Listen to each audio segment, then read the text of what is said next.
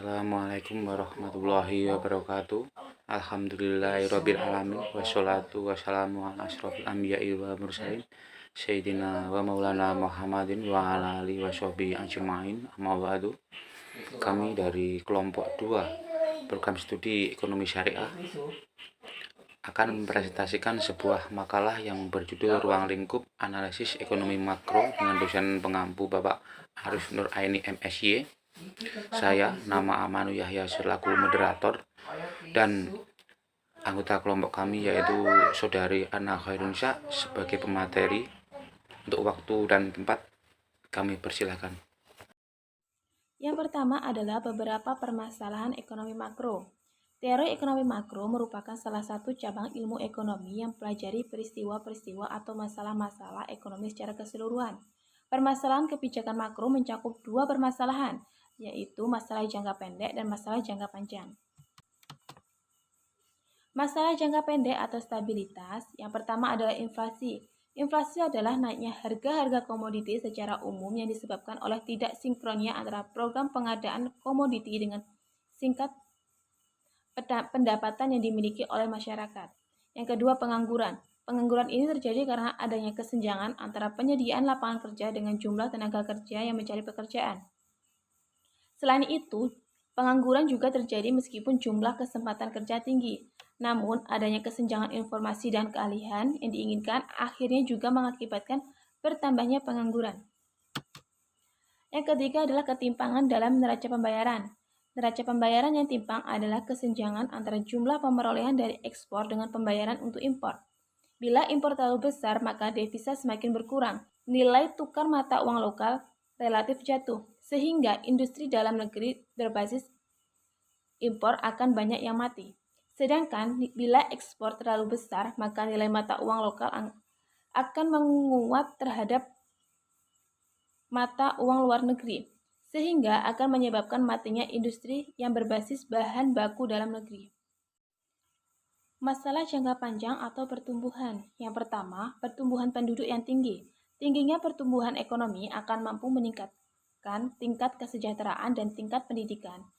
Pada akhirnya akan mampu memperbaiki citra dan mutu hidup. Akan tetapi masalahnya adalah tanah tidaklah bertambah, dan bila eksploitasi berjalan terus-menerus tanpa memperhatikan daya dukung dan daya tahan, maka akan secara cepat pula kemampuannya menurun, dan bila diteruskan akan berdampak pada bencana evolutif. Yang kedua, peningkatan kapasitas produksi. Peningkatan kapasitas produksi berkaitan erat dengan tingkat investasi, dan investasi berhubungan dengan tingkat tabungan masyarakat. Sedangkan tingkat tabungan masyarakat berhubungan dengan tingkat pendapatan dan konsumsinya. Jadi, bila kapasitas produksi ditingkatkan, maka tabungan haruslah juga ditingkatkan, sehingga investasi pula ditingkatkan. Selanjutnya, fenomena pokok makroekonomi. Dalam sistem perekonomian ini, hal yang mempengaruhi tingkat harga atau inflasi adalah uang. Fungsi uang adalah sebagai alat tukar. Dari fungsi-fungsi utama ini diturunkan fungsi-fungsi yang lain, seperti uang sebagai pembakuan nilai, penyiapan kekayaan, satuan hitung, dan pembakuan pembayaran tangguh. Suatu fenomena penting dari karakteristik uang adalah bahwa uang tidak diperlukan untuk dikonsumsi. Ia tidak diperlukan untuk dirinya sendiri, melainkan ia diperlukan untuk membeli barang yang lain, sehingga kebutuhan manusia dapat terpenuhi. Inilah yang dijelaskan oleh Imam Ghazali bahwa emas dan perak hanyalah logam yang di dalam substitusinya atau zat itu sendiri tidak ada manfaatnya atau tujuannya. Menurut beliau, keduanya tidak memiliki apa-apa, tetapi keduanya berarti segala-galanya. Kedua ibarat cermin. Dia tidak memiliki warna, namun ia bisa mencerminkan semua warna. Penjelasan Imam Ghazali tentang hakikat dan fungsi uang dalam perekonomian sesungguhnya sangatlah luar biasa dan sangatlah mendahului zamannya. Selanjutnya adalah jenis dan hubungan variabel ekonomi makro. Yang pertama adalah pendapatan nasional. Salah satu indikator telah terjadinya alokasi secara makro adalah nilai output nasional yang dihasilkan sebuah perekonomian pada suatu periode tertentu.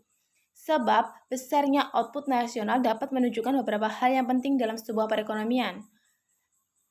Yang kedua adalah kesempatan kerja atau pengangguran. Kesempatan kerja dan pengangguran sangatlah berhubungan dengan pendapatan nasional dan tingkat kemakmuran masyarakat. Kenaikan kesempatan kerja secara langsung akan menambah kemakmuran masyarakat. Ukuran dari suatu kemakmuran masyarakat adalah pendapatan per kapita yang diperoleh dengan cara membagi pendapatan nasional dengan jumlah penduduk. Kesempatan kerja yang semakin meningkat dan pengangguran yang semakin berkurang bukan saja menambah pendapatan nasional, tetapi juga meningkatkan pendapatan per kapita.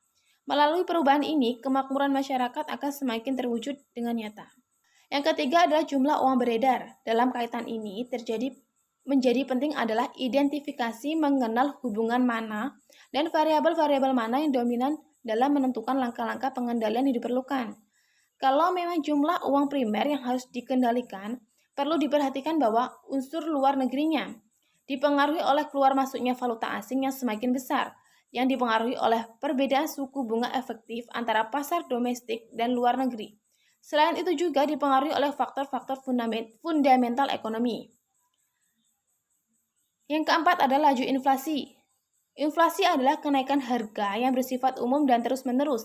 Dari definisi ini, ada 3 komponen yang harus dipenuhi agar dapat dikatakan telah terjadi inflasi, yaitu kenaikan harga, bersifat umum, dan berlangsung terus-menerus. Yang kelima adalah neraca pembayaran. Neraca pembayaran adalah catatan yang sistematis tentang transaksi ekonomi nasional antara waktu penduduk negara itu dengan negara lain dalam jangka waktu tertentu. Yang terakhir adalah contoh kasus. Sebuah negara yang memproduksi barang dan jasa setiap harinya dalam jumlah yang sangat banyak, tetapi pemerintahannya hanya mencetak atau menyediakan uang dalam jumlah yang sangat sedikit. Apa yang terjadi? Alhamdulillahirrahmanirrahim. Semua materi telah disampaikan oleh saudari Ana Khairunnisa. Saya selaku moderator ingin menarik kesimpulan, yaitu teori ekonomi makro merupakan salah satu cabang ilmu ekonomi yang mempelajari peristiwa-peristiwa atau masalah-masalah ekonomi secara keseluruhan dan secara agresif, yang dibagi menjadi dua, yaitu satu, masalah jangka panjang dan masalah jangka pendek. Masalah jangka pendek atau stabilitas itu meliputi inflasi, pengangguran, ketimpangan dalam neraca pembayaran. Masalah jangka panjang atau pertumbuhan itu meliputi pertumbuhan penduduk yang tinggi dan peningkatan kapasitas produksi. Fenomena pokok makroekonomi dalam sistem perekonomian ini, hal yang dapat mempengaruhi tingkat harga atau inflasi adalah uang. Jenis dan hubungan variabel ekonomi makro yaitu pendapatan nasional, kesempatan kerja, dan atau pengangguran, jumlah uang yang beredar, laju inflasi, pertumbuhan ekonomi, dan neraca pembayaran internasional. Kami menyadari bahwa makalah ini jauh dari kesempurnaan, oleh karena itu kami mengharapkan saran dan kritik dari teman-teman dan dosen pengampu, dan tentunya kami akan terus memperbaiki makalah dengan mengacu pada sumber-sumber yang dapat dipertanggungjawabkan. Alhamdulillahirrahmanirrahim. Wassalamualaikum warahmatullahi wabarakatuh.